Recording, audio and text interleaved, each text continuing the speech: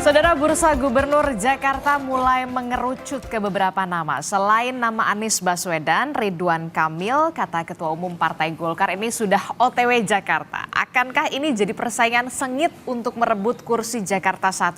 Seperti apa pula elektabilitas keduanya di Jakarta? Lalu bagaimana dengan nama lain? Kita akan ulas bersama dengan sejumlah narasumber yang sudah hadir di studio. Ada Direktur Eksekutif Lingkar Madani, ada Bung Ray Rangkuti. Selamat pagi, Assalamualaikum Bung Ray Rangkuti. Waalaikumsalam warahmatullahi. Kemudian juga ada politisi dari Partai Gerindra sekaligus Wakil Gubernur DKI Jakarta periode 2020 hingga 2022, ada Pak Ahmad Riza Patria. Selamat pagi, Assalamualaikum Bung Riza. Assalamualaikum warahmatullahi wabarakatuh. Iya, kemudian juga melalui sambungan Zoom ada Ketua DPP Partai Kebangkitan Bangsa, ada Bung Daniel Johan. Selamat pagi, Assalamualaikum Bung Daniel. Assalamualaikum Mbak Riza. Ya, waalaikumsalam. Ini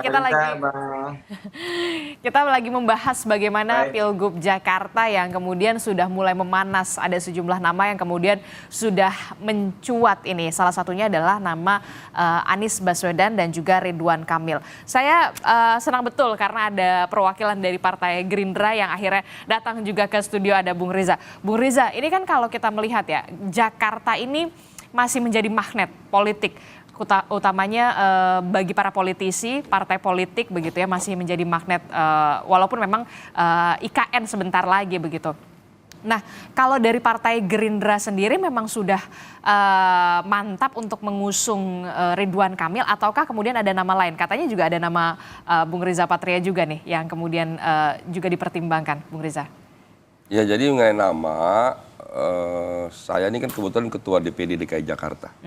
Jadi kader yang selalu patuh dan taat. Jadi kami ini di DKI ini, Gerindra menyerahkan sepenuhnya kepada DPP Partai Gerindra. Memang sempat ditanya siapa, kami usulkan awalnya 4 nama. Siapa saja tuh awalnya? Mas Budi Jiwandono, Mbak Rahayu Saraswati, Mbak Rani Maulani, dan saya sendiri Ahmad Riza Patria. Dan itu kami serahkan ke DPP. Dan alhamdulillah akhirnya DPP Pak Prof Dasko menyampaikan bahwa dengan berbagai pertimbangan, akhirnya di Gerindra mengusulkan Kang Emil atau Kang Ridwan Kamil. Tapi kan bukan dari DKI menyerahkan sepenuhnya. Itu kan tadi untuk calon gubernur maupun calon wakil gubernur. Maupun calon wakil yang diusulkan oleh Gerindra DKI. Dan Prof Dasko sudah menyampaikan untuk calon gubernur kita mengusulkan Kang Emil. Kenapa, apa yang kemudian dipertimbangkan dari sosok Ridwan Kamil ini? Kan kalau kita tahu Ridwan Kamil ini justru dari Partai Golkar. Kenapa kemudian tidak dari partai kader internal Gerindra sendiri? Jadi yang pertama memang Pak Prabowo menjelang Pilpres sudah menyampaikan juga komitmennya untuk mendukung Mbak Khofifah untuk di Jawa Timur dan juga Kang Emil ya untuk di Jawa Barat memang awalnya. Tapi kan Golkar mengusulkan Kang Emil untuk 2 provinsi. Jadi Provinsi Jawa Barat maupun Provinsi DKI Jakarta. Nah, Gerindra sendiri mempertimbangkan Kang Emil sangat mungkin untuk menjadi calon gubernur di DKI Jakarta.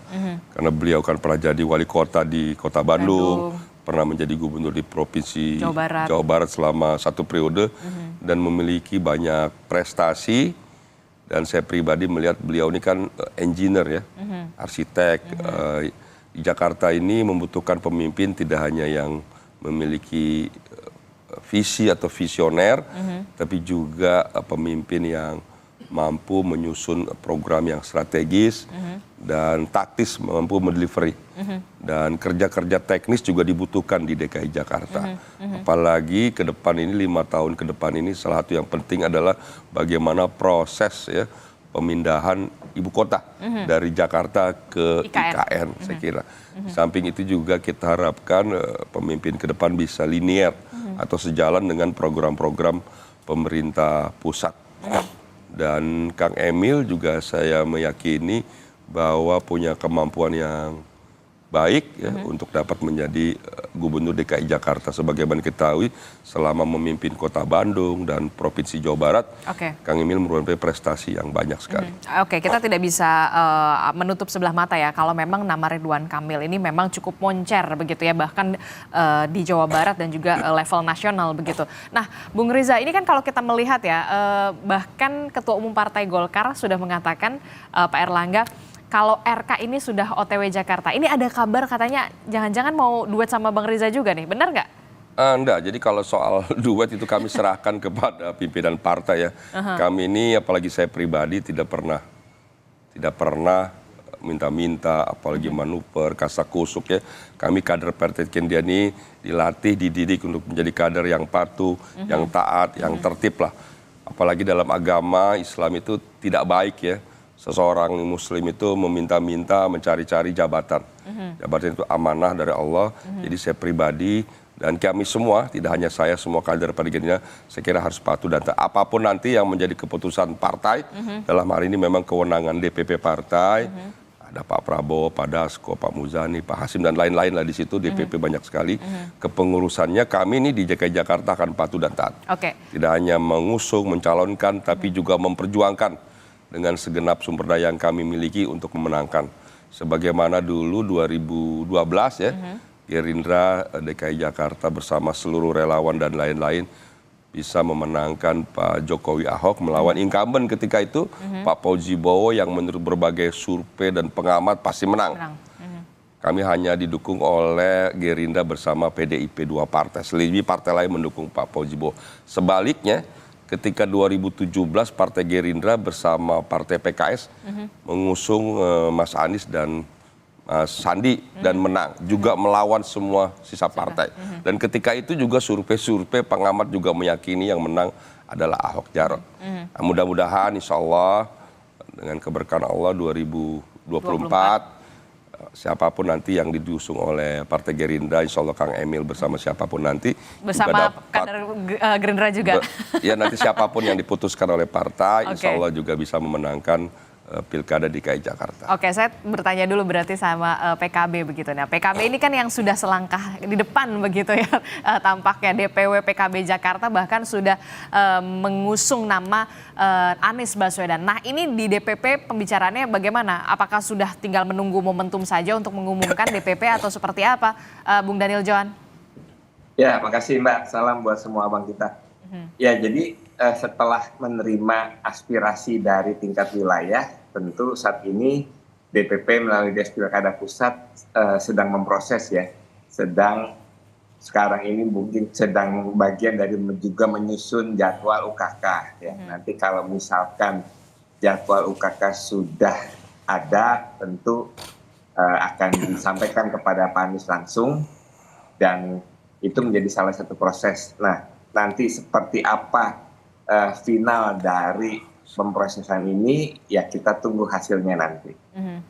Oke, tapi kemudian yang menjadi pertanyaan kita semua begitu ya, pasti apa sih pertimbangannya kemudian nama Anies Baswedan ini dicalonkan kembali begitu menjadi calon gubernur Jakarta untuk 5 tahun ke depan, terutama dari Partai Kebangkitan Bangsa ini?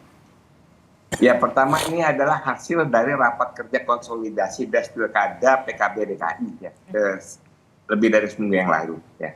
Jadi kita menyerap aspirasi mulai dari tingkat yang paling bawah, ranting RT RW. Nah, seluruh basis yang PKB dengarkan aspirasinya itu menginginkan kembali agar Mas Anies, Pak Anies itu mencalonkan kembali sebagai gubernur DKI Jakarta yang berikutnya. Nah, kenapa? Karena dianggap cukup transformasi, malah waktu itu dengan Bang Riza nih wakilnya, transformasi di Jakarta itu cukup berlangsung dengan sangat baik dan sangat lonjakan-lonjakan besar ya. Baik yang paling dirasakan tentu penanganan banjir ya, karena pada masa Pak Anies menjadi gubernur, banjir itu menjadi sangat berkurang. Nah, termasuk memastikan program-program yang dirasakan penting oleh rakyat pada basis yang luas ya, misalkan di bidang pendidikan maupun di bidang kesehatan ya. Jadi Dua hal inilah yang yang menjadi pertimbangan utama. Selain tentu Pak Anies, kita sangat merasakan sekali karena DKI itu sangat plural, sangat kalau kita bicara bineka kita paling bineka, tetapi justru bisa menciptakan suasana yang rukun, suasana yang harmonis, seluruh umat beragama merasa diayomi. Iya, kan bersama juga sama Pak Riza waktu itu, sama Bung Riza juga. Ya, makanya tidak pernah ada satupun kejadian yang tidak diinginkan, malah mereka saling mendukung, mensupport. Ya.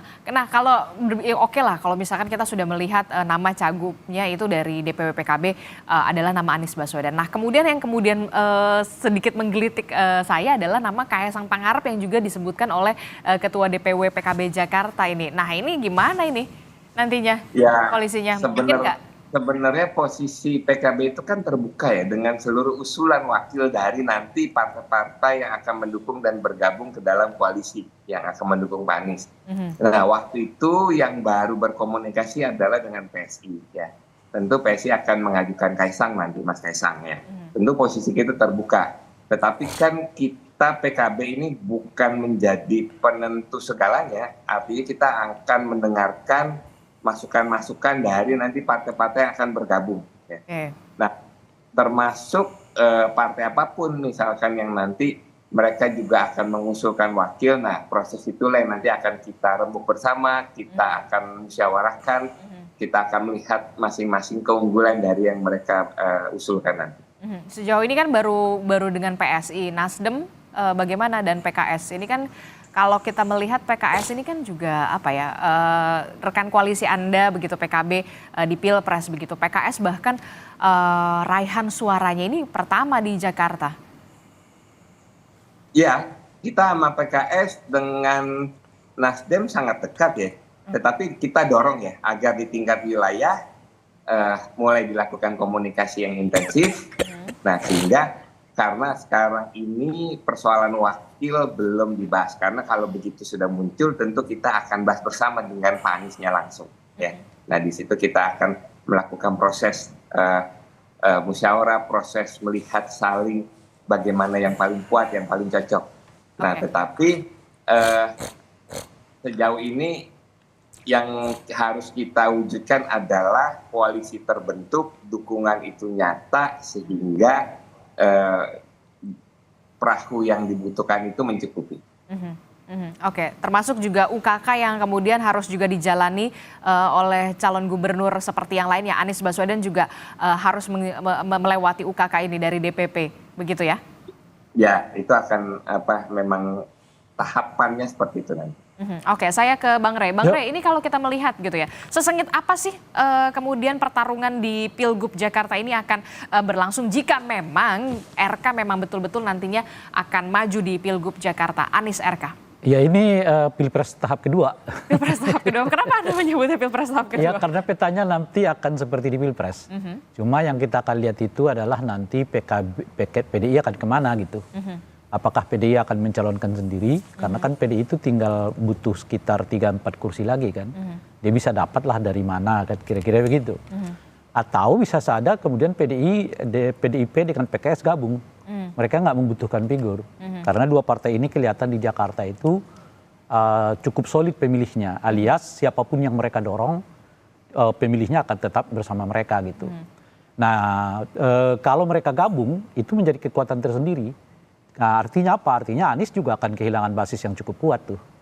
Nah, Anies justru bukan lagi salah satu figur yang menonjol kalau misalnya PKS nggak dukung dia gitu. Karena umumnya pemilih Anies itu adalah pemilih PKS gitu. Jadi kalau PKS-nya dorong sendiri, bukan nama Anies misalnya kan, nah dan gabung dengan PDI, itu artinya setidaknya sepertiga suara DKJ itu sudah masuk ke dua partai ini gitu. Oke, tapi kan kita juga tahu begitu ya, nama Anies ini memang sudah melekat ke PKS, begitu juga PKS sudah melekat ke Anies. Mungkin nggak sih kemudian PKS ini mendorong nama baru jika memang nantinya akan berkoalisi dengan PDI Perjuangan itu benar-benar akan terwujud? Saya kira target minimal mereka itu calon wakil gubernur. Dan itu sangat logik. Mereka adalah pemenang suara terbanyak, dengan kursi terbanyak. Anies tetap. Kenapa? Dengan Cagup. Oh iya tentu, dengan Cagupnya adalah artinya kalau dengan Anies itu target mereka adalah calon wakil gubernur. Nah, cuma memang sepanjang yang kita lihat ya dengan PKS ini kemampuan lobi mereka itu nggak cukup memadai. Dia kita lihatlah peristiwa di DKI saat itu ya, DKI saat itu. Mestinya kan jatah wakil itu jatah mereka tiba-tiba yang naik adalah Bung Riza gitu. Jadi memang salah satu menurut saya kelemahan PKS itu kemampuan lobi, nggak terlalu kuat gitu. Nah, apakah peristiwa ini akan terjadi juga? Saya nggak tahu. Cuma kalau melihat beberapa data yang kita sebutkan itu kejadiannya dulu juga kan begitu. Yang diusung itu Sandiaga bersama dengan Ali Mardani Alisera.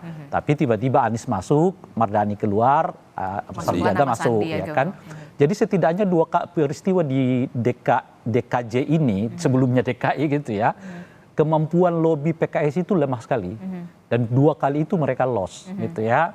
Nah, apakah akan berulang di Pilkada 2024 ini? Saya nggak tahu. Karena posisi mereka mestinya jauh lebih kuat sekarang. Karena mereka adalah pemilik kursi terbanyak di DKJ gitu ya, di Jakarta saat ini gitu. Nah, itu yang saya nggak tahu. Nah, cuma oleh karena itu saya lihat target minimal mereka itu wakil. Jadi kalau mereka nggak mendapatkan wakil, misalnya dari Anies gitu ya, Anies akan lempar ke siapa gitu, boleh jadi mereka bantu koalisi baru. Nah, itu yang saya bayangkan, koalisi itu mungkin koalisi dengan PDIP yang belum tentu nyaman ya dengan Anies, kecuali PDIP juga nggak ada lagi pilihan.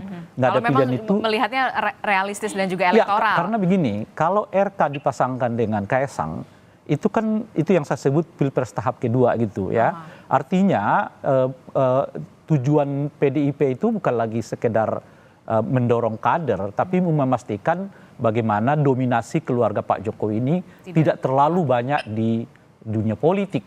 Oleh karena itu mungkin akan mereka turunkan, is okay, kita nggak perlu dorong kader kita, tapi selama kita bisa mampu ya menjaga jangan sampai DKJ dikuasai oleh keluarga Pak Jokowi gitu. Jadi ini akan kita lihat apakah RK akan dipasangkan dengan Kaesang. Nah, cuman saya kira ya Kaesang nggak akan buru-buru, dia akan seperti yang disebutkan Agustus atau last minute lah baru akan diumumkan untuk memungkinkan ya partai di non kemungkinan koalisinya RK dengan Kaesang untuk sedikit agak bingung. Sebab kalau kemudian diumumkan jauh-jauh hari, potensial nih di luar ini akan bersatu. Nah, apakah pertanyaannya kemudian apakah RK dan Kaesang punya suara? Saya lihat ada 2 kelemahan di situ. Kelemahan pertama adalah partai pendukungnya umumnya adalah partai yang kalah di Jakarta. Saya sebut kalah itu bukan berarti kayak Gerindra tiga, tapi dia kehilangan suara. Saya sebut dengan kalah di situ ya. Golkar sebagai pendukung utamanya cuma dapat kursi nomor 5. Di bawah nomor 7 adalah PSI kan, dan seterusnya gitu. Nah, itu yang pertama, artinya partai pendukung RK sama Kaesang ini adalah partai-partai yang justru suaranya turun di Jakarta. Kecuali mungkin PSI gitu ya. Nah, yang kedua adalah secara umum warga Jakarta itu adalah Golkar naik di Jakarta. Golkar naik di Jakarta. Golkar naik di Jakarta, is okay. Tapi dia nomor 5 itu menurut saya. Nah, yang kedua adalah secara umum pemilih di Jakarta itu justru tidak terlalu menyukai Pak Jokowi. Itu secara umumnya.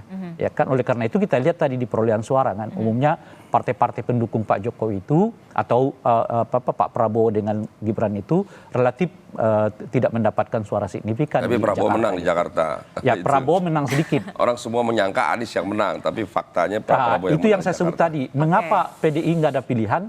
Karena kalau mereka nanti pecah, itu peristiwa pilpres akan terjadi.